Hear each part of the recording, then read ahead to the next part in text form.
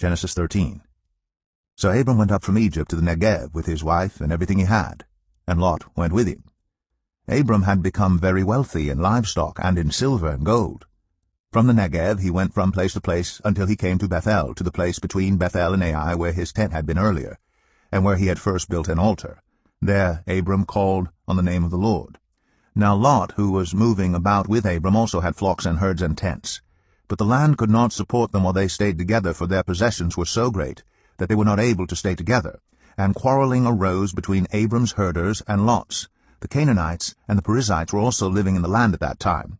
So Abram said to Lot, "Let's not have any quarreling between you and me, or between your herders and mine, for we are close relatives. Is not the whole land before you? Let's part company. If you go to the left, I'll go to the right. If you go to the right, I'll go to the left." Lot looked around and saw that the whole plain of the Jordan toward Zoar was well watered, like the garden of the Lord, like the land of Egypt. This was before the Lord destroyed Sodom and Gomorrah. So Lot chose for himself the whole plain of the Jordan and set out toward the east. The two men parted company. Abram lived in the land of Canaan, while Lot lived among the cities of the plain, and pitched his tents near Sodom. Now the people of Sodom were wicked, and were sinning greatly against the Lord. The Lord said to Abram after Lot had parted from him, "Look around from where you are, to the north and south, to the east and west.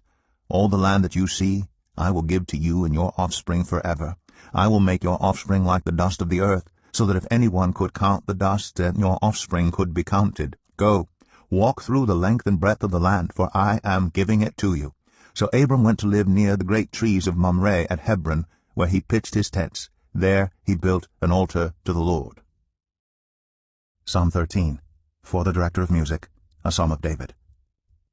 How long, Lord? Will you forget me forever? How long will you hide your face from me? How long must I wrestle with my thoughts, and day after day have sorrow in my heart? How long will my enemy triumph over me? Look on me and answer, Lord my God. Give light to my eyes, or I will sleep in death, and my enemy will say, I have overcome him, and my foes will rejoice when I fall. But I trust in your unfailing love. My heart rejoices in your salvation. I will sing the Lord's praise, for he has been good to me. Joshua 13. When Joshua had grown old, the Lord said to him, You are now very old, and there are still very large areas of land to be taken over. This is the land that remains, all the regions of the Philistines and Geshurites, from the Shihor River on the east of Egypt to the territory of Ekron on the north, all of it counted as Canaanite, though held by the 5 Philistine rulers in Gaza, Ashdod, Ashkelon, Gath, and Ekron. The territory of the Abites on the south, all the land of the Canaanites from Arah of the Sidonians as far as Aphek, and the border of the Amorites. The area of Byblos and all Lebanon to the east, from Baal-Gad, below Mount Hermon, to Lebo-Hamath. As for all the inhabitants of the mountain regions from Lebanon to Misrephoth-Maim, that is, all the Sidonians, I myself will drive them out before the Israelites. Be sure to allocate this land to Israel for an inheritance, as I have instructed you, and divide it as an inheritance among the 9 tribes and half of the tribe of Manasseh. The other half of Manasseh, the Reubenites and the Gadites, had received the inheritance that Moses had given them east of the Jordan, as he, the servant of the Lord, had assigned it to them.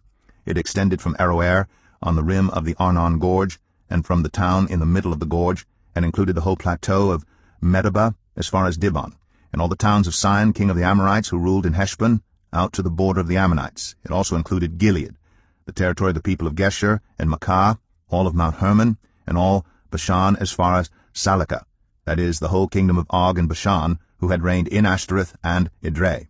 He was the last of the Rephaites. Moses had defeated them and taken over their land.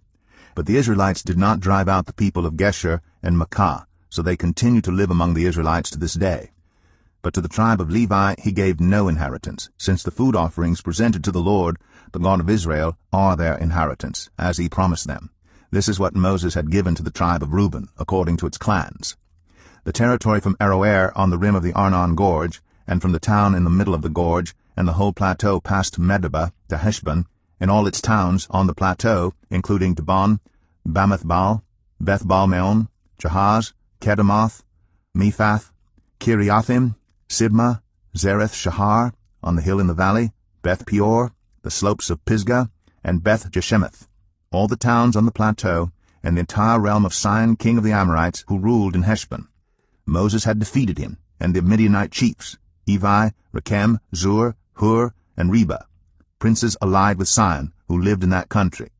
In addition to those slain in battle, the Israelites had put to the sword Balaam son of Beor, who practiced divination. The boundary of the Reubenites was the bank of the Jordan. These towns and their villages were the inheritance of the Reubenites according to their clans.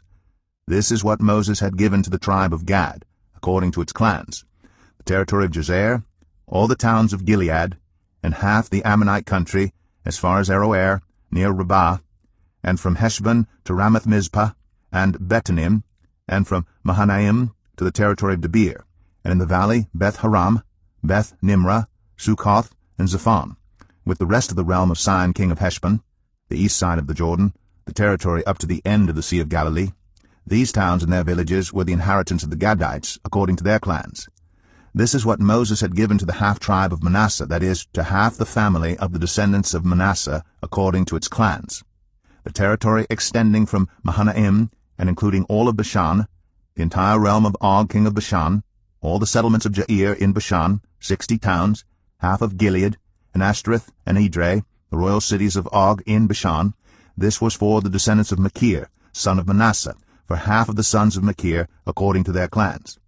This is the inheritance Moses had given when he was in the plains of Moab, across the Jordan, east of Jericho. But to the tribe of Levi, Moses had given no inheritance. The Lord, the God of Israel, is their inheritance, as he promised them.